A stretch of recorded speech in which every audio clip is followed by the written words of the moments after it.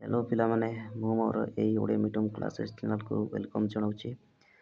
पिलामाने आमे पूर्व क्लास रे आमे देखिथिले से पदार्थ पाठर पदार्थर श्रेणी विभाग माने पदार्थ केते भाग रे अछि आमे पढ़िथिले मौलिक यौगिक मिश्रण रू विभक्त कराइछि। ओके तो आमे कि देखिथिले भौतिक अवस्थार दृष्टिकोण रू आम केते भाग रे विभक्त होइतिला ना मौलिक यौगिक मिश्रण आमे एटा पढ़िथिले। ओके मौलिक विषय जानथिले यौगिक विषय जानथिले एवं मिश्रण विषय मध्ये पढ़िथिले। ओके तो पिला माने आज देखिबा मौलिकर प्रकार भेद एबे देखिबा गुटे गुटे देखिबा। ओके तो पिला माने ए वीडियो स्टार्ट करिया पूर्व समस्ते जो माने आम नुआ चैनल को विजिट करछन्ती से माने समस्ते आम चैनल को लाइक शेयर एवं सब्सक्राइब कर दियंतु। जदि आपण आम चैनल को लाइक शेयर एवं सब्सक्राइब करबा द्वारा आपण ही सर्वप्रथम मोर ए नुआ वीडियो पाई परिबे। तेणु समस्ते लाइक शेयर एवं सब्सक्राइब कर दियंतु। तो चलंतु बिले आ लेट करिबाने देखिबा प्रथमे मौलिक प्रकार भेद। ओके तो देखिबा मौलिक प्रकार भेद मौलिक केते भाग रे विभक्त। ओके मौलिक गुडी को सेमानकर गुण अनुसार तीन प्रकार विभक्त रे विभक्त करा जायछि ना केते भाग रे विभक्त करा जायछि तीन भाग रे सेटा धातु अधातु एवं अपधातु। ओके बुझिपारे कि ना तीन भाग रे विभक्त करा जायछि। एमानक मधरु धातु गुडी को संख्या अधिक जेते माने तीन भाग रो अछि ना गुटे हला कोन धातु आ गुटे ना अधातु। ओके आ गुटे हला उपधातु। ओके एई मानक भितरु ओके ए जो धातु अछि धातु संख्या बहु परिमाण रे देखा को पाइतो। ओके नेक्स्ट जीवा देखंतु तुम पई काम दिया आइछि एटा टिके ओडी दवा देखंतु खंडिए गंधक और खंडिए तंबा तार नियो गंधक नेबे एवं तार गोटे नेबे। ओके गंधक खंड को हातुड़ी रे बाड़ाई। ओके ए जो गंधक नै छै ता हातुड़ी रे बाड़ाई। ओके या द्वारा गंधकर आकार की परिवर्तन हैला देखिबे ए माने गंधकर परिवर्तन कोन होछि ना नाही आपण सेटा देखिबे। ओके तंबा तारटी को नहीं हातुड़ी रे बाड़ाइले तार आकार की प्रकार परिवर्तन सेम सेमती हम कोन गंधक को हातुड़ी रे बाड़ाइले सेमती आपण मते तंबा तार को मते हातुड़ी रे बाड़ाइबे। ओके देखिबे दुई जन को मते कोटा को कोन परिवर्तन होछि ना नाही देखंतु देखिबा कोन ए दुई जन को कोन माने परिवर्तन हो चेंज होछि ना नाही देखिबा। तुमे देखिथिबो जे गंधक खंडटी गुंड हो गेला मन तुम देखिबो हमर जो गंधक खंडटा कोन ना गुंड होई जिवो और तंबा खंडटी चेप्टा हो गेला कोन से तंबाटा ए जो एटा गुंड गुंड होई जिवो धर जो गुटे इटा को हम जदी हातोडी बडाइबा से कोन होई जिवो गुंड होई जिवो सेम सेमती हम जदी तंबा तार को तंबा को जदी हमें जेते बाड़ले मते सेटा वाला चेप्टा ही चलिबो। ओके बुझी परले कि ओके नेक्स्ट देखंतु गंधक गोटे अधातु और तंबा गोटे धातु बुझी परले कि ना कोन ना ए जो गुंड ही गला कोन गंधक बुझी परले ए जे कोन गंधक गंधक हमें बाड़ाइबा द्वारा कोन ना गुंड ही गला काई ना एटा गोटे अधातु सेति पई कोन ना या गुंड ही गला किंतु से तार को हमें हातुड़ी रे बाड़ाइबा द्वारा हमर कोन चेप्टा ही गला काई ना एटा गोटे धातु कोन धातु सेति पई कोन ना यहा कोन चेप्टा ही गला। ओके नेक्स्ट देखिबा कोन अछि धातुरु तार और पात्र प्रस्तुत करा जाइबा ए जो धातुरु तार एवं पात्र ए सब प्रस्तुत करा जाई पारे और प्रस्तुत करथांती ए सब धातुरु। ओके धातु मते ताप और विद्युत प्रभावित हुए आप समस्ते जानिथिबे।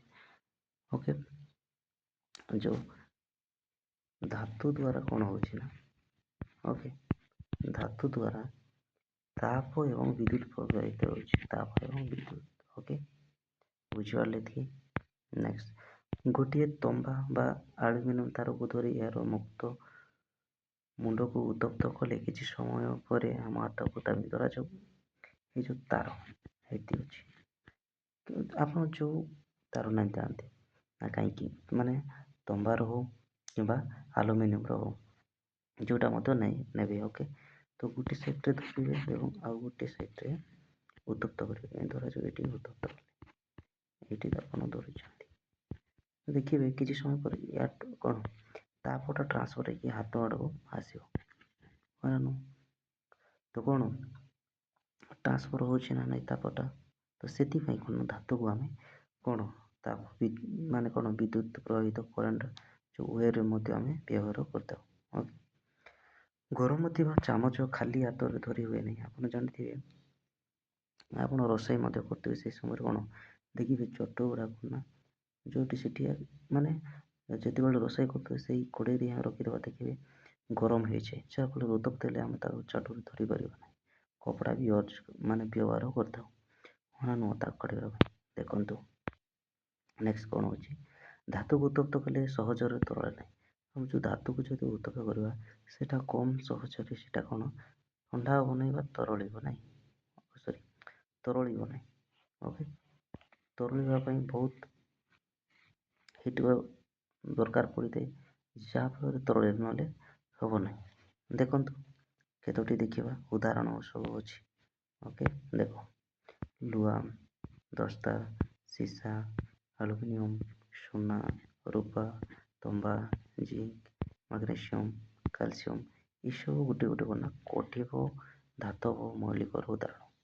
କଠିନ ଅବସ୍ଥାରେ ସବୁ ମିଳିଥାନ୍ତି। ଆପଣ ଜାଣିଛନ୍ତି ସୁନା, ରୂପା, ତମ୍ବା, ଜିଙ୍କ, ମାଗ୍ନେସିୟମ୍ ଏସବୁ ଆପଣ ଦେଖିଥିବେ କ'ଣ ନା କଠିନ ଅବସ୍ଥାରେ ମିଳିଥାନ୍ତି, ହଁ ନା ନୁହଁ।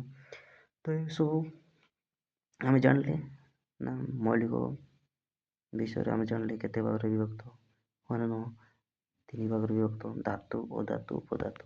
ଏବଂ ଗୋଟେ ଏକ୍ଜାମ୍ପଲ୍ ନେଇକି ଜାଣିଲେ ନା ଧାତୁରେ ଆମର କ'ଣ ତାପ ପରିବହନ ହେଉଛି। ଓକେ, ବିଦ୍ୟୁତ ମଧ୍ୟ ପ୍ରଭାବିତ ହେଉଛି, ଏସବୁ ବିଷୟରେ ଜାଣିଲେ ଏବଂ ଆମ ଉଦାହରଣ ମଧ୍ୟ ଦେଖିଲେ କେଉଁଗୁଡ଼ିକ କଠିନ ମୌଳିକ।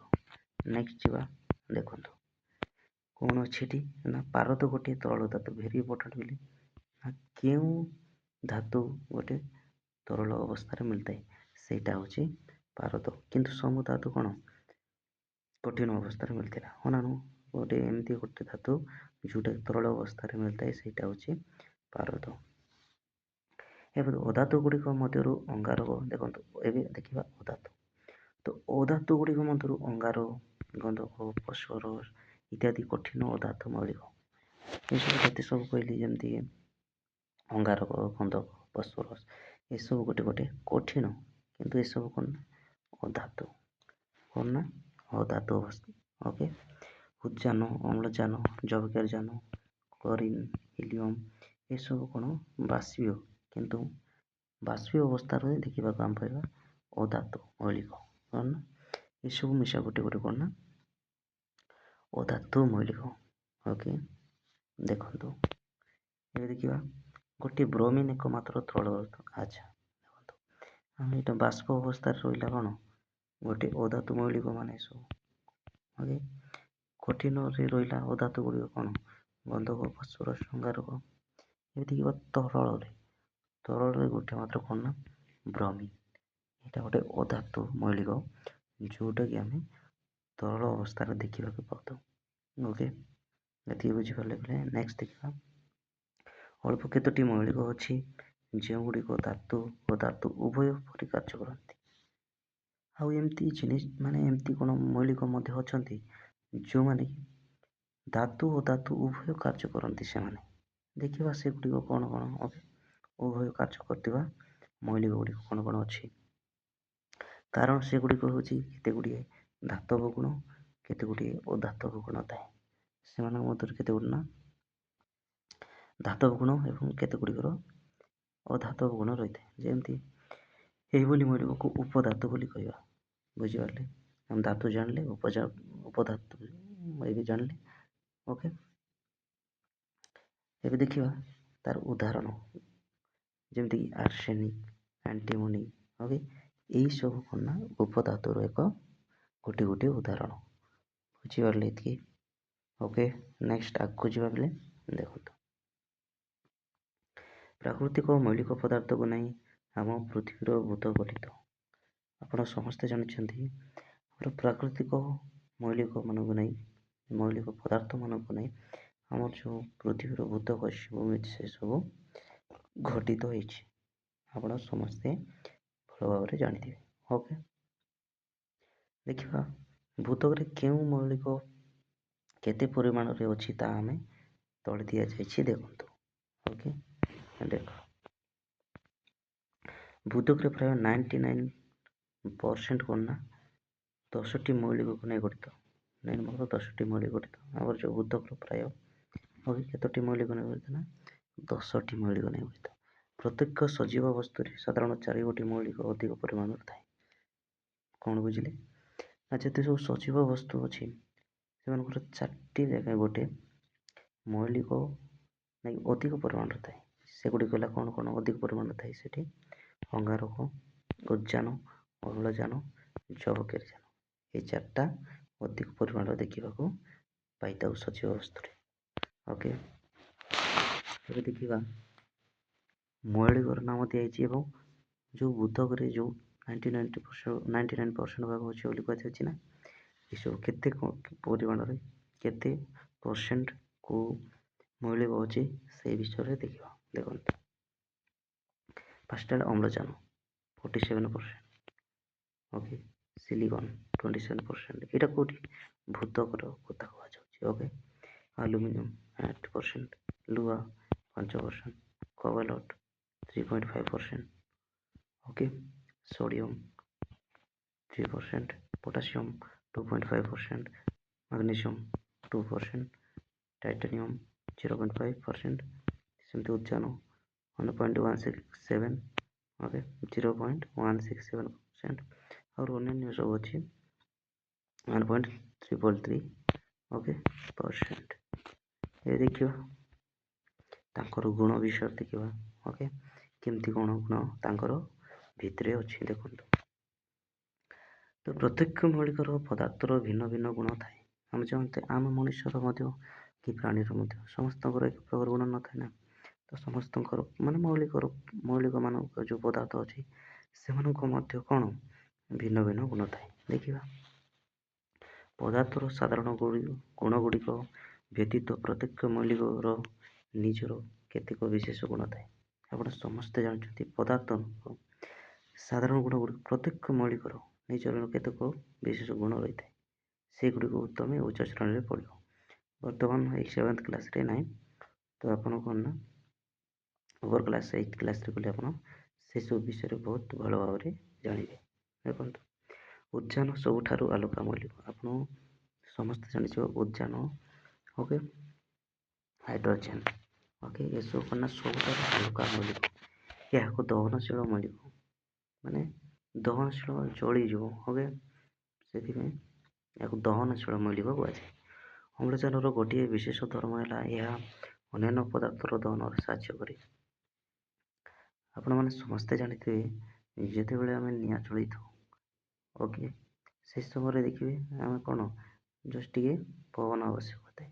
हाँ ना देखिए निआ जल न से समय फुकी था जहाँफल से जल सरी से निआ कौन जली थाए। हाँ ना देखिए अन्य पदार्थ दहन किए साहय करते ना अम्लजान। हाँ ना ये बुझीपारे तो आम ये जानले। नेक्स्ट जा उद्जान और अम्लजान रासायनिक संयोग द्वारा जल निर्मित उद्जान एवं अम्लजान मान कौन हाइड्रोजेन प्लस कौन ऑक्सीजन मिसले कौन टा तो गोटे जल सृष्टि होना। ओके कारबार उद्जान प्लस कार अम्लजान। ओके यह मिसिक कौन ना आमर जल उत्पत्ति होटा ही H2O। ओके O2 ओके सब तैयारी देखो लक्ष्य करवा कथा जल दहनीय नुहे ଆପଣ ସମସ୍ତେ ଲକ୍ଷ୍ୟ କରୁଥିବେ ପାଣି ଏକ ଦହନୀୟ ଜଳୁଛି ନାହିଁ, ତ ଜଳୀୟ ଅନ୍ୟ ପଦାର୍ଥର ଦହନରେ ସାହାଯ୍ୟ କରେ ନାହିଁ। ଜଳ କ'ଣ ନା ଅନ୍ୟ ପଦାର୍ଥ ଜଳିବାରେ ଓକେ ସେଇଟା ସାହାଯ୍ୟ କରିନଥାଏ। ବୁଝିପାରିଲେ? ଦେଖନ୍ତୁ ନେକ୍ସଟ କ'ଣ ଅଛି, ଦୁଇ ବା ତତୋଧିକ ମୌଳିକ ନିଜ ନିଜ ମଧ୍ୟରେ ରାସାୟନିକ ପ୍ରତିକ୍ରିୟା କରି ନୂତନ ପଦାର୍ଥ ଉତ୍ପନ୍ନ କରିଥାନ୍ତି। କ'ଣ ନା ଦୁଇ ବା ତତୋଧିକ, ତା ମାନେ କ'ଣ, ଦୁଇରୁ ଅଧିକ ମୌଳିକ, ଦୁଇଟାରୁ ତିନିଟା ହେଇପାରେ, ଚାରିଟା ହେଇପାରେ, ପାଞ୍ଚଟା, ବହୁତ ହେଇପାରେ। ଓକେ, ଦୁଇ ମୌଳିକ ମାନେ ନିଜ ନିଜ ମଧ୍ୟରେ ରାସାୟନିକ ପ୍ରତିକ୍ରିୟା କରି କ'ଣ ନା ନୂଆ ପଦାର୍ଥ ଉତ୍ପନ୍ନ କରିଥାନ୍ତି, ତିଆରି କରିଥାନ୍ତି, ସୃଷ୍ଟି କରିଥାନ୍ତି। ଓକେ, କେଉଁ ମୌଳିକ ସହିତ କେଉଁ ଅବସ୍ଥାରେ ରାସାୟନିକ ପ୍ରକ୍ରିୟା କରି ତା ଅନ୍ୟ ଅଧ୍ୟାୟରେ ପଡ଼ିବ। ଆପଣ କ'ଣ କରିବା, ନେକ୍ସଟ ଅଧ୍ୟାୟରେ କ'ଣ ଅଛି ନା କେଉଁ ମୌଳିକ ଓକେ କେଉଁ ମୌଳିକ ସହିତ ଏବଂ କେଉଁ ଅବସ୍ଥାରେ ଏ ରାସାୟନିକ ପ୍ରକ୍ରିୟା କରିଥାଏ ତାହା ନେକ୍ସଟ ଅଧ୍ୟାୟରେ ଆପଣ ପଢ଼ିବା। ଓକେ, ତ ଏଇଭଳି ଉତ୍ପନ୍ନ ହେଉଥିବା ନୂତନ ପଦାର୍ଥ ମୂଳ ମୌଳିକ ଠାରୁ ଭିନ୍ନ ଗୁଣର ହୋଇଥାଏ। ଏଇଭଳି ଉତ୍ପନ୍ନ ହେଉଥିବା ଯେଉଁ ନୂତନ ପଦାର୍ଥ ଉତ୍ପନ୍ନ ହୋଇଥାଏ ନା ନାହିଁ, ଏକ ବା ଏକାଧିକ ମୌଳିକ ମିଶିବା ଯେଉଁ ନୂଆ ପଦାର୍ଥ ସୃଷ୍ଟି ହୋଇଥାଏ, ତ ସେ ଯେଉଁ ସୃଷ୍ଟି ହୋଇଥାଏ ସେଇ ନୂଆ ପଦାର୍ଥ ଓକେ ମୌଳିକ ଠାରୁ ଭିନ୍ନ ଗୁଣର ହୋଇଥାଏ। କ'ଣ ନା ମାନେ ଦେଖନ୍ତୁ ତମର କ'ଣ ଉଦ୍ଜାନ ମିଶିଲା ଅନାନୁ ପ୍ଲସ୍ ଅମ୍ଳଜାନ ମିଶିଲା ଅନାନୁ, ଏଇ ଯେଉଁ ଦୁଇଟା ମିଶିକରି କ'ଣ ହେଲା ଜଳ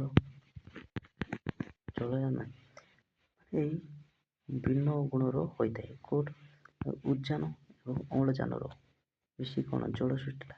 ଏବେ ଯେଉଁ ଜଳ ସୃଷ୍ଟି ହେଲା, ଏଇ ଜଳ କ'ଣ ଅମ୍ଳଜାନ ଉଦ୍ଜାନ ସହିତ ସମାନ କି ନାହିଁ, ତାର ଭିନ୍ନ, ଏହାର ଗୁଣ ଅଲଗା, କାହିଁକିନା ଏଇଟା ନୂଆ ଗୋଟେ ପଦାର୍ଥ ସୃଷ୍ଟି ହେଇଗଲା। ଓକେ, ନେକ୍ସଟ ଦେଖିବା, ଆମେ ଜାଣିଥିବା କେତୋଟି ମୌଳିକକୁ ନେଇ ସେମାନଙ୍କ ମଧ୍ୟରେ ରାସାୟନିକ ପ୍ରତିକ୍ରିୟା କରି ଦେଖାଯାଉ କି ପ୍ରକାର ପଦାର୍ଥ ଉତ୍ପନ୍ନ ହେଉଛି। ଦେଖିବା କେତୋଟି ମୌଳିକକୁ ନେଇକି ଆମେ ଗୋଟେ ପ୍ରତିକ୍ରିୟା କରିବା କେମିତି କ'ଣ ହେଉଛି। ଓକେ, ବୁଝିପାରିଲେ ପିଲେ? ନେକ୍ସଟ ଦେଖିବା ତୁମ ପାଇଁ କାମ। ଓକେ, ଦେଖନ୍ତୁ ଦୁଇଟି ମୌଳିକ ଯଥା ଲୁହା ଗୁଣ୍ଡ ଓ ଗନ୍ଧକ ଗୁଣ୍ଡ, ଦେଖନ୍ତୁ ପିଲେ ଟିକେ ଝୁମ୍ କରିଦେବା, ଦେଖନ୍ତୁ ଦୁଶୁଛି ନା ନାହିଁ, ବାସ୍। ଓକେ, ଦେଖନ୍ତୁ ଦୁଇଟି ମୌଳିକ ଯଥା ଲୁହା ଗୁଣ୍ଡ ଗନ୍ଧକ ଗୁଣ୍ଡ ନାହିଁ ଗୋଟେ ଷ୍ଟିଲ୍ ଗିନାରେ ରଖ। ଓକେ, କ'ଣ କରିବେ, ଦୁଇଟି ମୌଳିକ ନାହିଁ, ଗୋଟେ ଲୁହା ଗୁଣ୍ଡ, ଓକେ ଗୋଟେ ଲୁହା ଗୁଣ୍ଡ, ଓକେ ଆଉ ଗୋଟେ ହେଲା କ'ଣ ଗନ୍ଧକ, ଆଉ ଗୋଟେ ହେଲା କ'ଣ ଗନ୍ଧକ ନେଲେ, ଗୋଟେ ଷ୍ଟିଲ୍ ଗିନାର ନେଲେ। ଓକେ, ଗୋଟିଏ ଚୁମ୍ବକ ଆଣି ଏହି ମିଶ୍ରଣରେ ଛୁଆଇଲେ ଲୁହା ଗୁଣ୍ଡ ଗୁଡ଼ିକ ଚୁମ୍ବକ, ଓକେ ଆପଣ ଗୋଟେ ପାଖରେ ନେଇଯାଆନ୍ତୁ। ଓକେ, ଗୋଟେ ଗିନାରେ ନେଇଯାଆନ୍ତୁ, କ'ଣ ଲୁହା ଗୁଣ୍ଡ ଗନ୍ଧକ ଏଠି ରଖିଥିଲେ ଦୁଇଟା। ଓକେ, ଏବେ କ'ଣ କରିବେ ନା ଲୁହା ଗୁଣ୍ଡ ମାନେ ଚୁମ୍ବକ ଆଣିବେ, ଚୁମ୍ବକ ଏଠି ଦେଖେଇବେ ଆଉ ଦେଖିବେ ଲୁହା ଗୁଣ୍ଡ ଗୁଡ଼ିକ ଆଗକୁ ଲାଗିଯିବ ଚୁମ୍ବକରେ, କାରଣ ଗନ୍ଧକ ସହିତ ଗୋଟିଏ ଗିନାରେ ରହି ସୁଦ୍ଧା ମୌଳିକ ଗୁଡ଼ିକର ଲୁହା ଗୁଣ୍ଡରେ କୌଣସି ପରିବର୍ତ୍ତନ ହେଲା ନାହିଁ। ଓକେ, କାରଣ କ'ଣ ନା ଯେଉଁ ଆମର ଗନ୍ଧକ ଥିଲା ନା, ଓକେ ସେଇ ଗନ୍ଧକ ଗୋଟିଏ ଗିନାରେ କ'ଣ ରହିକି ମଧ୍ୟ କ'ଣ ହେଉଛି ନା ମୌଳିକ ଲୁହାର ଗୁଣର ପରିବର୍ତ୍ତନ ହୋଇନାହିଁ। ମାନେ ଲୁହା ଗୋଟିଏ କ'ଣ ଧାତୁ, ଗନ୍ଧକ ଗୁଣ୍ଡ ବି ପୂର୍ବ ଭଳି ହଳଦିଆ ଦେଖାଯାଉଛି। ଗନ୍ଧକ ଗୁଣ୍ଡ କେମିତି ଅଛି ନା ପୂର୍ବ ଭଳି ସେଇଟା ମଧ୍ୟ ହଳଦିଆ ଦେଖାଯାଉଛି। ଓକେ, ଏବେ ଦେଖିବା ଷ୍ଟିଲ୍ ଗିନାରେ ଲୁହା ଗୁଣ୍ଡ ଓ ଗନ୍ଧକ ଗୁଣ୍ଡ ରଖିକିନା ଉତ୍ତପ୍ତ କର। ଏବେ କ'ଣ କରିବେ, ଏଇ ଯେଉଁ ଗିନାରେ ଆମେ ରଖିଛେ ଲୁହା ଗୁଣ୍ଡ ଏବଂ ଗନ୍ଧକ ଗୁଣ୍ଡ, ଆମେ ଆକୁ କ'ଣ କରିବା ଉତ୍ତପ୍ତ କରିବା। ଉତ୍ତପ୍ତ କରିବା କ'ଣ ପରିବର୍ତ୍ତନ ହେବ, ଏବେ ଆମକୁ ଉତ୍ତପ୍ତ ହେଲେ ପରିବର୍ତ୍ତନ କ'ଣ, ଗିନାରେ ଥିବା ମିଶ୍ରଣର ରଙ୍ଗ ବଦଳିଗଲା କି? ଏଇ ଯେଉଁ ଗିନାରେ ଥିଲା ଏହାର କଲରଟା କ'ଣ ଚେଞ୍ଜ ହେଲା କି?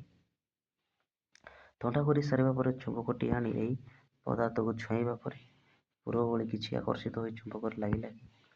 ଯେମିତି ଆମେ ପୁର କ'ଣ ଆମେ ଚୁମ୍ବକ କରିଥିଲା ଲୁହା ଗୁଣ୍ଡ ଲାଗିଥିଲା ନା, ସେମିତି ଥଣ୍ଡା କରିବା ଏଇ ଯେଉଁ ଗରମ ହେଇଛି ତାକୁ ଗରମ କରୁଛେ ନା, ତାକୁ ଥଣ୍ଡା କରି ସାରିବା ପରେ ଚୁମ୍ବକଟିକୁ ପୁଣି ଥରେ ଆଣିକି ଏହି ପଦାର୍ଥକୁ ଛୁଆଁଇବା ପରେ ପୁର ଭଳି କିଛି ପରିବର୍ତ୍ତନ ହେଉଛି ନା ନାହିଁ ଚୁମ୍ବକର, ସେଇଟା କୁହାଯାଇଛି। ଓକେ, ଦେଖିବା କେମିତି କ'ଣ ହେଉଛି। ନେକ୍ସଟ ଦେଖନ୍ତୁ, ଦେଖିବା ଚେଞ୍ଜ ହେଉଛି ନା ନାହିଁ। ଉପରୋକ୍ତ ପରୀକ୍ଷାରୁ ଜଣାଗଲା ଯେ ଲୁହା ଓ ଗନ୍ଧକ ଉତ୍ତପ୍ତ ହେବା ବେଳେ ରାସାୟନିକ ପ୍ରତିକ୍ରିୟାରେ ଗୋଟେ ନୂତନ ପଦାର୍ଥରେ ପରିବର୍ତ୍ତନ ହେଲା। ଆମେ ଜାଣିଲେ ଲୁହା ଗୁଣ୍ଡକୁ ଏବଂ କ'ଣ ଗନ୍ଧକକୁ ଆମେ ଉତ୍ତପ୍ତ କରିବା ଦ୍ୱାରା କ'ଣ ହେଲା ନା ଗୋଟେ ନୂଆ ପଦାର୍ଥ ସୃଷ୍ଟି ହୋଇଗଲା। ଓକେ, ସେଗୁଡ଼ିକ ନିଜ ନିଜର ବିଶିଷ୍ଟ ଗୁଣ ହରାଇ ବସିଛନ୍ତି। ଏଇ ଯେଉଁ ଆମର କିଏ ଲୁହା ଗୁଣ୍ଡ, ଗନ୍ଧକ ଗୁଣ୍ଡ, ଲୁହା ଗୁଣ୍ଡ ଏସବୁ ତାଙ୍କର ଯେଉଁ ଗୁଣ ଥିଲା ସେଇ ଗୁଣକୁ ତାଙ୍କେ ହରାଇ ବସିଥିଲେ ଗରମ କଲାରୁ। ହରାଇ ଯିବା, ହଁ ଓକେ, ହରାଇ ଯିବା ଦ୍ୱାରା କ'ଣ ହେଲା ନା ତାଙ୍କ ଦୁଇ ଜଣ ମିଶି ଗୋଟେ ନୂଆ ପଦାର୍ଥ ସୃଷ୍ଟି ହେଲା। ତାକୁ ହିଁ କୁହାଯାଏ କ'ଣ ନା ନୂତନ ପଦାର୍ଥ ଉତ୍ପନ୍ନ ହେଲା ବୋଲି କୁହାଯାଏ। ଓକେ, ନୂତନ ଗୁଣଯୁକ୍ତ ଗୋଟେ ନୂଆ ପଦାର୍ଥ ସୃଷ୍ଟି ହେଲା। ଓକେ, ଦେଖନ୍ତୁ ନୂତନ ପଦାର୍ଥର ନାମ ଫେରସ୍ ସଲଫାଇଡ୍। ଓକେ, ଏହା ମୌଳିକ ପଦାର୍ଥ ନୁହେଁ।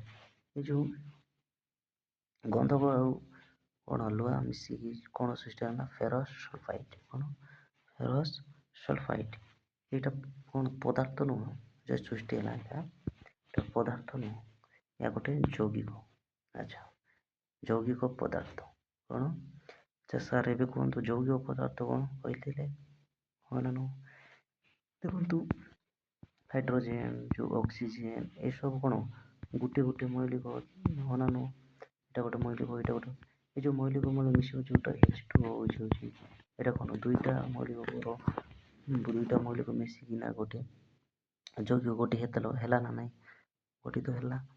ତ ଯେଉଁ ଏଇଟା ଯେଉଁ ଦୁଇଟା କ'ଣ ମୌଳିକକୁ ନେଇକିନା ଗଠିତ ହେଲା, ନୂତନ ପଦାର୍ଥ ସୃଷ୍ଟି ହେଲା, ତାକୁ ହିଁ କହିବା କ'ଣ ନା ଯୌଗିକ ପଦାର୍ଥ। କ'ଣ ଯୌଗିକ ପଦାର୍ଥ ବୋଲି କୁହାଯାଏ। ଓକେ, ଦେଖିବ ଏଇଭଳି ଅନେକ ଉଦାହରଣ ରହିଛି, ତୁମେ ଚିନ୍ତା କଲେ ଅନ୍ୟ ପରୀକ୍ଷା କରି ଆପଣ ଜାଣିପାରିବେ। ଆପଣ ସେମ୍ ଏପରି ଗୋଟେ ପରୀକ୍ଷା ନେବେ, ବହୁତ ପ୍ରକାର କରିପାରିବେ ଆପଣ। ଓକେ, ତ ଆପଣ ଏଇଟା ନିଜେ ଆଉ କେତୋଟି ଏମିତି ନେଇକି ଲେଖିବେ। ଓକେ, ନେକ୍ସଟ ଯିବା ଅଙ୍ଗାରକାମ୍ଳ, ଚିନି, ଲୁଣ, ଜଳ, ଚକଡ଼ି, ଗ୍ଲୁକୋଜ୍, କ୍ଷାର ସୋଡ଼ା, ଭିନେଗାର ଇତ୍ୟାଦି ଗୋଟେ ମୌଳିକ ନୁହନ୍ତି। ଆପଣ ଭାବୁଥିବେ ଅଙ୍ଗାରକାମ୍ଳ, ଚିନି, ଲୁଣ, ଜଳ, ଚକଡ଼ି, ଗ୍ଲୁକୋଜ୍, କ୍ଷାର ସୋଡ଼ା ଏସବୁ କ'ଣ ଗୋଟେ ଗୋଟେ ମୌଳିକ ବୋଲି ଭାବୁଥିବେ, ନା ଏଇସବୁ ମୌଳିକ ନୁହନ୍ତି। ବୁଝିପାରିଲେ? ଏଗୁଡ଼ିକ ଏକାଧିକ ମୌଳିକର ପଦାର୍ଥର ରାସାୟନିକ ସଂଯୋଗରେ ଗଠିତ। ଆଚ୍ଛା ସାର୍ ଏଇଟା ତ ମୌଳିକ ନୁହନ୍ତି, ତାହେଲେ କ'ଣ? ହଁ ନା ନୁହଁ? କାହିଁକି ଏଇଟା ମୌଳିକ ନୁହନ୍ତି, ହଁ ନା ନୁହଁ? ତ ଏମାନେ କ'ଣ ନା କ'ଣ ଚିନି, ଗ୍ଲୁକୋଜ୍, ଜଳ, ଦେଖନ୍ତୁ ଜଳ H2, ଓକେ, ଲୁଣ NaCl, ଓକେ, ବୁଝିପାରିଲ, ଅଙ୍ଗାରକାମ୍ଳ CO2, ଦେଖ କ'ଣ ସୋଡ଼ିୟମ କ୍ଲୋରାଇଡ଼୍କୁ ନେଇ ଗଠିତ, କାର୍ବନ ଅକ୍ସିଜେନ୍କୁ, ହାଇଡ୍ରୋଜେନ୍ ଅକ୍ସିଜେନ୍କୁ, ଦୁଇଟା ମୌଳିକ ରହିଛି ନା ନାହିଁ, ଦୁଇଟା ମୌଳିକକୁ ନେଇକିନା ଏଇଟା ଗଠିତ ହେଇଛି କି ନାହିଁ, ସେଥିପାଇଁ ଏଗୁଡ଼ିକ କ'ଣ ନା ମୌଳିକ ନୁହନ୍ତି ଏମାନେ। କାହିଁକି? ଏମାନେ ରାସାୟନିକ ପ୍ରତିକ୍ରିୟା କରିକି ଗୋଟେ ଗୋଟେ ଯୌଗିକରେ ପରିଣତ ହେଇଛନ୍ତି। ବୁଝିପାରିଲେ ଏତିକି? ନେକ୍ସଟ କ'ଣ ଅଛି ଦେଖିବା, ଦେଖନ୍ତୁ, ଦେଖ ଏମିତିକି ଏମାନଙ୍କର ଗୁଣ ମୂଳ ମୌଳିକ ପଦାର୍ଥ ଗୁଡ଼ିକର ଗୁଣ ଠାରୁ ସମ୍ପୂର୍ଣ୍ଣ ଭିନ୍ନ। ଏଇ ଯେଉଁ ଗୁଣ ଏମାନଙ୍କର ଯେଉଁ ଗଠିତ ହେଲା, ଗୋଟେ ଗୋଟେ କ'ଣ ଗୋଟେ ଏମାନଙ୍କର ଗୁଣ କ'ଣ ହେଇଛି ନା ଯେଉଁ ମୂଳ ମୌଳିକର ଗୁଣ ଠାରୁ ଭିନ୍ନ। ଓକେ, ସେଥିପାଇଁ କ'ଣ ନା ଏଇ ପଦାର୍ଥ ଗୁଡ଼ିକୁ ଯୌଗିକ ପଦାର୍ଥ ବୋଲି କହିବା। ବୁଝିପାରିଲେ? ବାସ୍, ଏବେ ନେକ୍ସଟ ଆଗକୁ ବଢ଼ିଯିବା। ଦେଖ ମୌଳିକ ଗୁଡ଼ିକ ସେମାନଙ୍କ ନିର୍ଦ୍ଦିଷ୍ଟ ଓଜନର ଅନୁପାତରେ ସଂଯୁକ୍ତ ହୋଇ ନିର୍ଦ୍ଦିଷ୍ଟ ଓଜନର ଯୌଗିକ ସୃଷ୍ଟି କରୁଛନ୍ତି। ଓକେ, ନା କ'ଣ ବୁଝିଲେ ବୋଲି? ନା ମୌଳିକ ଗୁଡ଼ିକ ସେମାନଙ୍କର ନିର୍ଦ୍ଦିଷ୍ଟ ଓଜନ ଅନୁପାତ। କେମିତି? ନା ସେମାନଙ୍କର ଓଜନ ଅନୁପାତରେ ସେମାନେ ସଂଯୁକ୍ତ ହେଇକି ମିଶିକି ସେମାନଙ୍କ କ'ଣ ଗୋଟେ ଓଜନର ଯୌଗିକ ସୃଷ୍ଟି କରିଥାନ୍ତି। ଯେମିତି 56 ଗ୍ରାମର ଲୁହା ଗୁଣ୍ଡ 32 ଗ୍ରାମର ଗନ୍ଧକ। କେତେ? 56 ଗ୍ରାମର କ'ଣ ମିଶିଲା? ନା ଲୁହା ଗୁଣ୍ଡ। ଓକେ, ପ୍ଲସ୍ ନା 32 ଗ୍ରାମ କେତେ? 32 ଗ୍ରାମର କ'ଣ? ଗନ୍ଧକ। ଏଇ ଦୁଇଟା ମିଶିକି କ'ଣ ହେଲା? ନା 88 ଗ୍ରାମର ଗୋଟେ ଫେରସ୍ ସଲଫାଇଡ୍। କ'ଣ? Ferrous sulphide.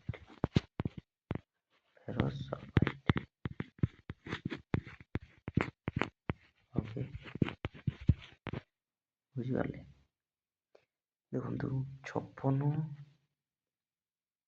ଗ୍ରାମର ଲୁହା ଗୁଣ୍ଡ ଏବଂ 32 ଗ୍ରାମର ଗନ୍ଧକ ଏଇସବୁ ମିଶିକିନା 88 ଗ୍ରାମର ଫେରସ୍ ସଲଫାଇଡ୍ ସୃଷ୍ଟି ହେଲା, ତିଆରି ହେଲା, ନୂତନ ପଦାର୍ଥ ସୃଷ୍ଟି ହେଲା। ଓକେ, ବୁଝିପାରିଲେ? ତ ଏ ଯେଉଁ ସୃଷ୍ଟି ହେଲା ଏଇ ନୂଆ ପଦାର୍ଥ, ଓକେ, ଏଇଟା କ'ଣ? ଏଇଟା ଗୋଟେ ଯୌଗିକ ସୃଷ୍ଟି ହେଲା। କ'ଣ? ନା ଗୋଟେ ଯୌଗିକ, ଏଇଟା ଗୋଟେ ମୌଳିକ, ଏଇଟା ଗୋଟେ ମୌଳିକ, ଏ ଦୁଇଟା ମୌଳିକ ମିଶିକିନା ଗୋଟେ ଯୌଗିକ ସୃଷ୍ଟି ହେଲା। ବୁଝିପାରିଲେ? ଦେଖିବା, ତ ଯୌଗିକ ଗୁଡ଼ିକ ମଧ୍ୟ ବିଶୁଦ୍ଧ ପଦାର୍ଥ। ଏଗୁଡ଼ିକ କଣିକା ଗୁଡ଼ିକ ସମଜାତୀୟ ଅଟନ୍ତି। ଏମାନଙ୍କର ମିଶ କ'ଣ ଅଛି? ନା ତାଙ୍କର ସମାନ ଜାତୀୟ କଣିକା ଗୁଡ଼ିକ ଅଛନ୍ତି। ଓକେ, ତ ଏଇଟା ଏଇ ବିଷୟରେ ଆପଣ ଉଚ୍ଚ ଶ୍ରେଣୀରେ ଅଧିକ ଏ ବିଷୟରେ ଜାଣିପାରିବେ ଏଇ କ୍ଲାସ୍ କଲେ। ଓକେ, ଅଙ୍ଗାରକାମ୍ଳରେ କେଉଁ କେଉଁ ମୌଳିକ ଥାଏ? ଏଇଟା ପ୍ରଶ୍ନ 7 ଆପଣ ପଢ଼ିବେ। ଓକେ, ନେକ୍ସଟ ଦେଖିବା। ଦୁଇ ପ୍ରକାର ବିଶୁଦ୍ଧ ପଦାର୍ଥ ଯେମିତିକି ମୌଳିକ ଯୌଗିକ ବ୍ୟତୀତ ଆହୁରି ଅନେକ ପଦାର୍ଥ ଆମେ ଦେଖୁ ବ୍ୟବହାର କରୁ। ଏ ଯେଉଁ ମୌଳିକ ଯୌଗିକ ବ୍ୟତୀତ ଏମିତି ବିଶୁଦ୍ଧ ପଦାର୍ଥ ବ୍ୟତୀତ ଆମେ ବହୁତ ପ୍ରକାର ଆହୁରି ଦେଖିବାକୁ ପାଇଥାଉ। ଓକେ, ଏବଂ ବ୍ୟବହାର ମଧ୍ୟ କରିଥାଉ। ଏହି ପ୍ରକାର ବସ୍ତୁର ଗୋଟିଏ ସାଧାରଣ ଉଦାହରଣ ହେଲା ଯେମିତି ବାୟୁ। ଏବେ ଦେଖନ୍ତୁ, ତ ମୌଳିକ ଯୌଗିକ ବ୍ୟତୀତ ଆମେ କ'ଣ ଦେଖନ୍ତୁ, ଆମେ ବାୟୁକୁ ବ୍ୟବହାର କରୁଛେ ନା ନାହିଁ? ଓକେ, ବାୟୁ ବ୍ୟବହାର କରୁଛେ ନା ନାହିଁ? କରୁଛେ। ବାୟୁ, ଆଚ୍ଛା ବାୟୁ କି ପଦାର୍ଥ? ଏଥିରେ କ'ଣ କ'ଣ ଥାଏ? ତୁମେ ଆଗରୁ ପଢ଼ିଛ ବାୟୁରେ ଯବକ୍ଷାରଜାନ, ଅମ୍ଳଜାନ, ଅଙ୍ଗାରକାମ୍ଳ, ଜଳୀୟ ବାଷ୍ପ ଏସବୁ କ'ଣ ଅନ୍ୟାନ୍ୟ ବିରଳ ଗ୍ୟାସ୍ ମଧ୍ୟ ସେଠି ଭରି ହୋଇ ମାନେ କ'ଣ ବାୟୁମଣ୍ଡଳରେ ଅଛି, ବାୟୁ ସହିତ ମିଶିକି ଅଛି। ଆପଣ ପୂର୍ବ କ୍ଲାସ୍ରେ 6ଠ ଶ୍ରେଣୀରେ ନିଶ୍ଚୟ ପଢ଼ିଥିବେ, ହଁ ନା ନୁହଁ? ଦେଖନ୍ତୁ, ଏହା ସହିତ ଧୂଳିକଣା ଓ ଅଣୁଜୀବ ମଧ୍ୟ ରହିଥାନ୍ତି। ଏହା ସହିତ ଆହୁରି ଅନେକ କ'ଣ ଧୂଳିକଣା, ଓକେ, ଗାଡ଼ି ଯିବା ଦ୍ୱାରା ଧୂଳି କ'ଣ ବାୟୁମଣ୍ଡଳରେ ମିଶୁଛି। ଓକେ, ବହୁତ ଓକେ, ଦେଖନ୍ତୁ ଏସବୁ ମାନେ କେମିତି କ'ଣ ଆମେ ଜାଣିବା କେଉଁଗୁଡ଼ିକୁ ଯୌଗିକ, କାହିଁକି ମୌଳିକ, କ'ଣ ସବୁ ବିଷୟରେ ଜାଣିବା। ଦେଖନ୍ତୁ, ତ ଆପଣ କ'ଣ ଜାଣିଲେ? ଆପଣ ସମସ୍ତେ ଜାଣିଥିବେ ଅଙ୍ଗାରକାମ୍ଳ, ଅମ୍ଳଜାନ, ଜଳୀୟ ବାଷ୍ପ ଏସବୁ ଗୋଟେ ଗୋଟେ ଏବଂ ଅନ୍ୟାନ୍ୟ ବିରଳ ଗ୍ୟାସ୍ ଗୋଟିଏ ବାୟୁରେ ଅଛି, ଧୂଳିକଣା ମଧ୍ୟ ଅଛି ସବୁ। ଏବେ ଦେଖିବା, ଏଗୁଡ଼ିକ ମଧ୍ୟରୁ ଯବକ୍ଷାରଜାନ, ଅମ୍ଳଜାନ ଦୁଇଟି ମୌଳିକ ହୋଇଥିବା ବେଳେ ଅଙ୍ଗାରକାମ୍ଳ, ଜଳୀୟ ବାଷ୍ପ ଯୌଗିକ। ଦେଖ, ବାୟୁରେ ତ ସବୁ ମୌଳିକ ଯୌଗିକ ସବୁ ମିଶିକି ରହିଅଛି। ଦେଖନ୍ତୁ, ଯବକ୍ଷାରଜାନ, ଓକେ, ଆଉ ଅମ୍ଳଜାନ ବାୟୁମଣ୍ଡଳରେ ଅଛି, କିନ୍ତୁ ମୌଳିକ ନା ନାହିଁ। କିନ୍ତୁ ଅଙ୍ଗାରକାମ୍ଳ, ଜଳୀୟ ବାଷ୍ପ ଅଛି ନା ନାହିଁ? ଏଇଟା ଅଛି ନା ନାହିଁ? କିନ୍ତୁ ଏଇଟା ବାୟୁରେ ଅଛି, ଏସବୁ ଯୌଗିକ। ବିରଳ ଗ୍ୟାସ୍ ମଧ୍ୟ ମୌଳିକ। ଓକେ, ଏତିକି ବୁଝିପାରିଲେ?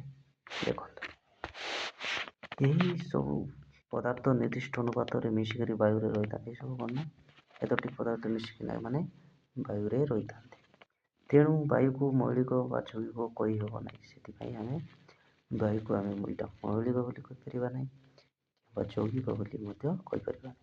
କାହିଁକିନା ଏଠି ମୌଳିକ ଯୌଗିକ ସବୁ ମିଶିକି ରହିଅଛି ଏଠି, ବୁଝିପାରିଲେ କି? ତ ଏହା ଏକାଧିକ ମୌଳିକ ବା ଯୌଗିକ ନେଇ ଗଠିତ ନା ନୁହଁ। ସେଥିପାଇଁ କ'ଣ କହିବା ନା ବାୟୁକୁ ମିଶ୍ରଣ ପଦାର୍ଥ କହିପାରିବା, ହଁ ନା ନୁହଁ? ମିଶ୍ରଣ ମୌଳିକ ଯୌଗିକ ଠାରୁ ଭିନ୍ନ। ଏ ଯେଉଁ ମିଶ୍ରଣ ପଦାର୍ଥ ମୌଳିକ ଏବଂ ଯୌଗିକ ପଦାର୍ଥ ଠାରୁ ଭିନ୍ନ ଅଟେ। ଓକେ,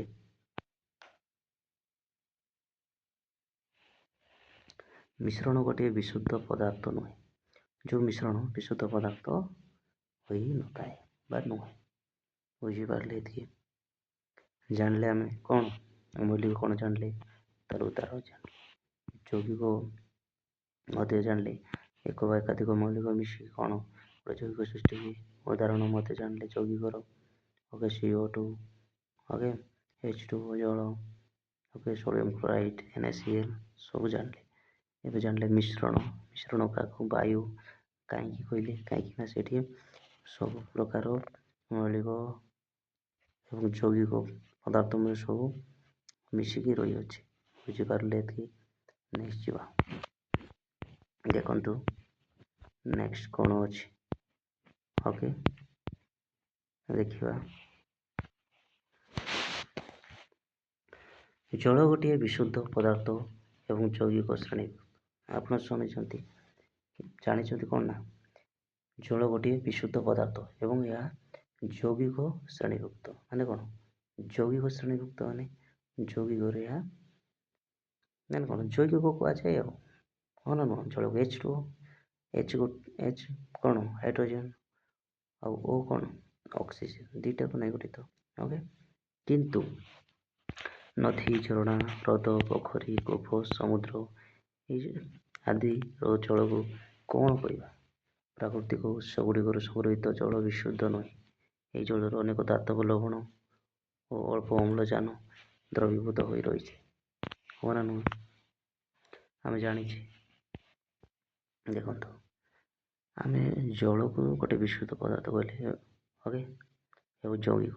କିନ୍ତୁ ଝରଣା, ନଦୀ, ହ୍ରଦ, ପୋଖରୀ, ଓକେ, କୂପ, ସମୁଦ୍ର ଏମାନଙ୍କୁ କ'ଣ କରିବା? ଏମାନେ କ'ଣ ପ୍ରାକୃତିକ ଉତ୍ସରୁ ଏହା କ'ଣ ଜଳ ବିଶୁଦ୍ଧ ନୁହେଁ, ସଂଗୃହୀତ, ସେମାନେ କ'ଣ ବିଶୁଦ୍ଧ ନ ହୋଇକି ଅଛନ୍ତି। ତ ଏହି ଜଳରେ କ'ଣ ଅନେକ ଧାତବ ଲବଣ ମଧ୍ୟ ମିଶିକି ନେଉଛି ଏବଂ ଅଳ୍ପ ଅମ୍ଳଜାନ ମଧ୍ୟ ସେଠି ମିଶିକି ଅଛନ୍ତି। ଓକେ, ତେଣୁ ଏହିପରି ଜଳ ମଧ୍ୟ ମିଶ୍ର ପଦାର୍ଥ ବା ମିଶ୍ରଣ ଶ୍ରେଣୀଭୁକ୍ତ। ଏମିତି ପଦାର୍ଥକୁ କ'ଣ କହିବା ଆମେ, ମିଶିକି ଥିବାଟାକୁ ମିଶ୍ର ପଦାର୍ଥ ବା ମିଶ୍ରଣ ପଦାର୍ଥ ବୋଲି କହିବା। ଗୋଟିଏ ମିଶ୍ରଣରେ ଏକରୁ ଅଧିକ ମୌଳିକ ଥାଇପାରେ। ଏ ଯେଉଁ ମିଶ୍ରଣ କହୁଛେ ଆମେ, ଗୋଟିଏ ମିଶ୍ରଣରେ ଏକରୁ ଅଧିକ 5ଟା ହେଇପାରେ, 10ଟା, ମାନେ ମିଶିକି ରହିଥାନ୍ତି। ମାନେ କ'ଣ 2ଟାରୁ ଅଧିକ, ହଁ ନା ନୁହଁ? ଯେତେ ସବୁ ମୌଳିକ ମଧ୍ୟ ମିଶିଥାନ୍ତି। ଦେଖ, ଏକରୁ ଅଧିକ ଯୌଗିକ ଥାଇ ମଧ୍ୟ ମିଶ୍ରଣ ହୋଇପାରେ। ମାନେ କ'ଣ ଅଧିକ ଯୌଗିକ, ଏକରୁ ଅଧିକ ମଧ୍ୟ 10ଟା ମଧ୍ୟ ଥାଉନା କାହିଁକି ଯୌଗିକ ମିଶିକି ମଧ୍ୟ ଗୋଟେ ମିଶ୍ରଣ ସୃଷ୍ଟି ହୋଇପାରେ, ମିଶ୍ରଣ ହୋଇପାରେ। ଓକେ, ଉଭୟ ମୌଳିକ ଓ ଯୌଗିକ ଥିବା ମିଶ୍ରଣ ଓକେ ମଧ୍ୟ ଅଛି। ଆଉ କେତେ କ'ଣ ମୌଳିକ ଯୌଗିକ, ଯେମିତିକି ବାୟୁ ଆମେ ଜାଣିଲେ, ହଁ ନା ନୁହଁ? ତେବେ ମିଶ୍ରଣ କାହାକୁ କହିବା? ଏବେ ଦେଖିବା ତାର ଡେଫିନେସନ୍ କ'ଣ ନା, ଆମେ ମିଶ୍ରଣ କାହାକୁ କହିବା? ଆମେ ତ ମିଶ୍ରଣ ବିଷୟରେ ଜାଣିଲେ, ମିଶିକି ଥିଲେ ମିଶ୍ରଣ, ହଁ ନା ନୁହଁ? ତ ଦେଖିବା ମିଶ୍ରଣ କାହାକୁ କହିବା, ତାର ଡେଫିନେସନ୍ ଟିକେ ଦେଖିବା। ଓକେ, ଯେଉଁ ପଦାର୍ଥରେ ଏକାଧିକ ମୌଳିକ ବା ଯୌଗିକ ବା ଉଭୟ ମୌଳିକ ଓ ଯୌଗିକ ଯେକୌଣସି ଅନୁପାତରେ ମିଶିକରି ରହିଥାନ୍ତି ତାକୁ କୁହାଯାଏ ମିଶ୍ରଣ ବୋଲି କୁହାଯାଏ।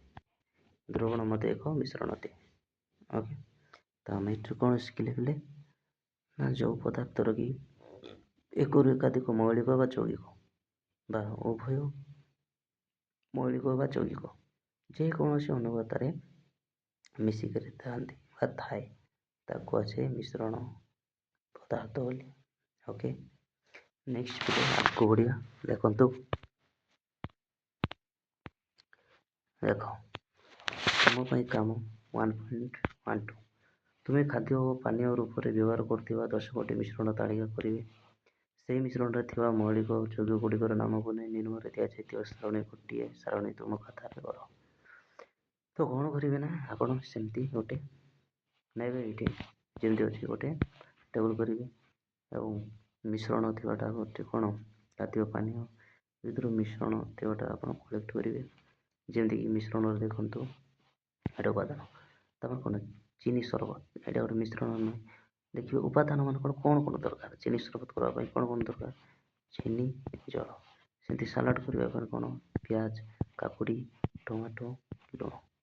ପିଆଜ, କାକୁଡ଼ି, ଟମାଟୋ ଏତିକି ଆମେ ସାଲାଡ଼ କରିପାରିବା। ସେମିତି ଆପଣ କେତୋଟି ଏମିତି କ'ଣ ମିଶ୍ରଣ ପଦାର୍ଥ ନେଇ ଲେଖିବେ ଏବଂ ସେଇ ମିଶ୍ରଣ କାହାକୁ ନେଇକି ଗଠିତ ତାହା ଏଇ ସାଇଡ଼୍ରେ ଲେଖିବେ।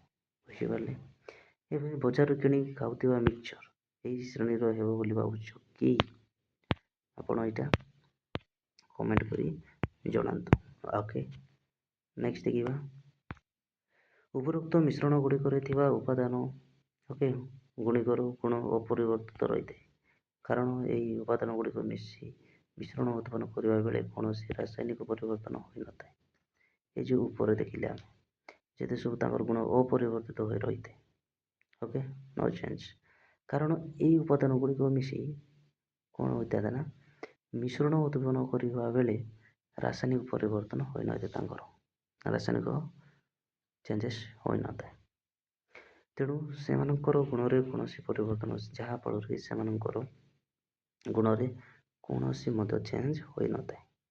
ବୁଝିପାରିଲେ କି? ଯେପରିକି ଚିନି ସରବତ ଚିନି ପରି ମିଠା ଲାଗେ, ହଁ ନା ନୁହଁ? ବାରମଜା ମିକ୍ସଚର ବାଦାମ ମଞ୍ଜିର ସ୍ୱାଦ ବା ବର୍ଣ୍ଣରେ କୌଣସି ନୂତନତା ଦେଖାଯାଏ ନାହିଁ। ସେହି ଉପାଦାନ ଗୁଡ଼ିକ ମଧ୍ୟରେ କୌଣସି ନିର୍ଦ୍ଦିଷ୍ଟ ଓଜନର ଅନୁପାତରେ ସଂଯୋଗ ହୋଇନଥାନ୍ତି, ହଁ ନା ନାହିଁ? ତ ଆବଶ୍ୟକ ହେଲେ ଆମ ମିଶ୍ରଣର ଉପାଦାନ ଗୁଡ଼ିକୁ ସହଜରେ ପୃଥକ କରିପାରିବ। ବୁଝିପାରିଲେ କି? କ'ଣ ବୁଝିଲେ ପିଲେ? ଦେଖନ୍ତୁ ଚିନିକୁ ଆମେ ଯଦି ଚାଖିବା, ଚିନି ସରବତକୁ ଚାଖିଲେ କ'ଣ ଚିନି ପରି ମିଠା ଲାଗିବ, नो चेंज। ସେମିତି ବାରମଜା ମିକ୍ସଚର ବାଦାମ ମଞ୍ଜିର ସ୍ୱାଦ ବା ବର୍ଣ୍ଣର କୌଣସି ନୂତନ ସ୍ୱାଦ କିଛି ଚେଞ୍ଜ ହେବ ନାହିଁ। ସେହି ଉପାଦାନ ଗୁଡ଼ିକ ମଧ୍ୟରୁ କୌଣସି ଓଜନର ଅନୁପାତରେ ସଂଯୋଗ ମଧ୍ୟ ହୋଇନଥାନ୍ତି। ଓକେ, ସେମିତି କ'ଣ ବିଭିନ୍ନ ଆମେ ମିଶ୍ରଣର ଉପାଦାନ ଗୁଡ଼ିକୁ ସହଜରେ ଆମେ ଅଲଗା କରିପାରିବା। ଓକେ, ଘରେ ବ୍ୟତୀତ ହେଉଥିବା ଚାଉଳରେ ଯଦି ଗୋଡ଼ି ମିଶିଥାଏ, ଦେଖନ୍ତୁ ଯେଉଁ ଘରେ ବ୍ୟବହୃତ ଯେଉଁ ହେଉଛି ସେଇଠି କ'ଣ ଚାଉଳରେ ଯଦି ଗୋଡ଼ି ମିଶିଥାଏ, ଗୋଡ଼ିକୁ କିପରି ବାହାର କରାଯାଏ ତାହା ତୁମ ଘରେ ଆପଣ ଦେଖିଥିବେ, ନିଶ୍ଚିତ ଭାବରେ ସମସ୍ତଙ୍କ ଘରେ ଆପଣ ଦେଖିଥିବେ, ହଁ ନା ନୁହଁ? ବଜାରରୁ ଆଣୁଥିବା ଅନେକ ଖାଦ୍ୟ ସାମଗ୍ରୀରୁ ଅନାବଶ୍ୟକ ଉପାଦାନ ଗୁଡ଼ିକୁ ପୃଥକ କରିବା ଆବଶ୍ୟକ ହୋଇଥାଏ। ଏବେ ଧରାଯାଉ ଆପଣ ବଜାରକୁ ଗଲେ କ'ଣ ବିଭିନ୍ନ ପ୍ରକାର ଜିନିଷ ଆଣିବେ। ଓକେ, ପନିପରିବା ହଉ କି ଅନ୍ୟ କୌଣସି ଜିନିଷ ଆଣୁଛନ୍ତି, ହଁ ନା ଗୋଟିଏ ବ୍ୟାଗରେ ଭର୍ତ୍ତି କରି ମଧ୍ୟ ସେଇ ଖାଦ୍ୟ ସାମଗ୍ରୀରୁ ଅନାବଶ୍ୟକ ମାନେ ଯେଉଁଗୁଡ଼ିକ ଦରକାର ନାହିଁ ସେଗୁଡ଼ିକୁ କ'ଣ ପୃଥକ କରିବା ପାଇଁ ଆବଶ୍ୟକ ହୋଇଥାଏ ନା ନାହିଁ, ଅଲଗା କରିଥାଉ। ବୁଝିପାରିଲେ କି? ତ ବିଭିନ୍ନତା କୃଷିଜାତ ପଦାର୍ଥରୁ ଅନେକ କ'ଣ ଅନାବଶ୍ୟକ ଉତ୍ପାଦନ ଗୁଡ଼ିକୁ ବାହାର କରି ଦିଆଯାଏ। ସେ ଯେଉଁଟା ଅନାବଶ୍ୟକ, ଯେଉଁଟା ଆମ ଦେହ ପାଇଁ ଭଲ ନାହିଁ କି ଯେଉଁଟା ଆମ ଦରକାର ନାହିଁ ସେଇଟାକୁ ମଧ୍ୟ କ'ଣ ଅନାବଶ୍ୟକ ଜିନିଷ ଗୁଡ଼ିକୁ ଆମେ ବାହାର କରୁଛେ। ବୁଝିପାରିଲେ କି? ଏବେ ଦେଖିବା ପରୀକ୍ଷାଗାରରେ ବିଭିନ୍ନ ମିଶ୍ରଣକୁ ବିଭିନ୍ନ ଉପାୟରେ ପୃଥକ କରାଯାଇଥାଏ। ଆମେ ଜାଣିଛ, ଦେଖିବେ ପରୀକ୍ଷାଗାରରେ କେମିତି ଥାଉଛି, ବିଭିନ୍ନ ମିଶ୍ରଣକୁ ବିଭିନ୍ନ ଉପାୟରେ ପୃଥକ କରାଯାଇଥାଏ। ଏଥିପାଇଁ ଅଣୁବୀକ୍ଷଣ, ଉଦ୍ଭାବନ, ପରିଶ୍ରବଣ, ପାତନ, ଉର୍ଦ୍ଧ୍ୱପାତନ ଆଦି ବିଜ୍ଞାନର ଅବଲମ୍ବନ କରାଯାଇଥାଏ। ଏସବୁ ପଦ୍ଧତି ବିଷୟରେ ଉଚ୍ଚ ଶ୍ରେଣୀରେ ଭଲ ଭାବରେ ଜାଣିବେ। ମିଶ୍ରଣ ଦୁଇ ପ୍ରକାର, ସମଜାତୀୟ, ବିଷମ ଜାତୀୟ। ତୁମେ ମଧ୍ୟ ଏଇଟା ମଧ୍ୟ କ୍ଲାସ୍ ଶ୍ରେଣୀରେ ପଢ଼ିବେ, ଉଚ୍ଚ ଶ୍ରେଣୀରେ ପଢ଼ିବେ। ବୁଝିପାରିଲେ କି? ତ ଆମେ କ'ଣ ଜାଣିଲେ ନା ପରୀକ୍ଷାଗାରରେ ବିଭିନ୍ନ ପ୍ରକାର ଉପାୟରେ ଆମେ ପୃଥକ କରିପାରିବା। କେମିତି କ'ଣ ବ୍ୟବହାର କରାଯାଉଛି ପରୀକ୍ଷାଗାରରେ, ନା କ'ଣ ବ୍ୟବହାର କରୁଛନ୍ତି, ଏଥିପାଇଁ ଅବକ୍ଷେପଣ ବ୍ୟବହାର କରୁଛନ୍ତି। ଓକେ, ତାପରେ ଉଦ୍ଭାବନ ପଦ୍ଧତି ବ୍ୟବହାର କରୁଛନ୍ତି, ପରିଶ୍ରବଣ ପଦ୍ଧତି, ପାତନ ପଦ୍ଧତି, ଉର୍ଦ୍ଧ୍ୱପାତନ ଏସବୁ ପଦ୍ଧତି ବ୍ୟବହାର କରିକି କ'ଣ ଏସବୁକୁ ପୃଥକ କରାଯାଇଥାଏ ମିଶ୍ରଣକୁ। ତ ମିଶ୍ରଣର ଦୁଇ ପ୍ରକାର ଆମେ ଦେଖିବାକୁ ପାଇବା, କ'ଣ ଆସମ ଜାତୀୟ ମିଶ୍ରଣ ଓ ବିଷମ ଜାତୀୟ ମିଶ୍ରଣ। ଓକେ, ତ ପିଲାମାନେ ଆଜି ଆମେ এই କ୍ଲାସ୍କୁ ଆମେ ଏଠି ଏଣ୍ଡ କରିଦେବା ପିଲାମାନେ। ଓକେ, ତ ଦେଖନ୍ତୁ ପିଲାମାନେ,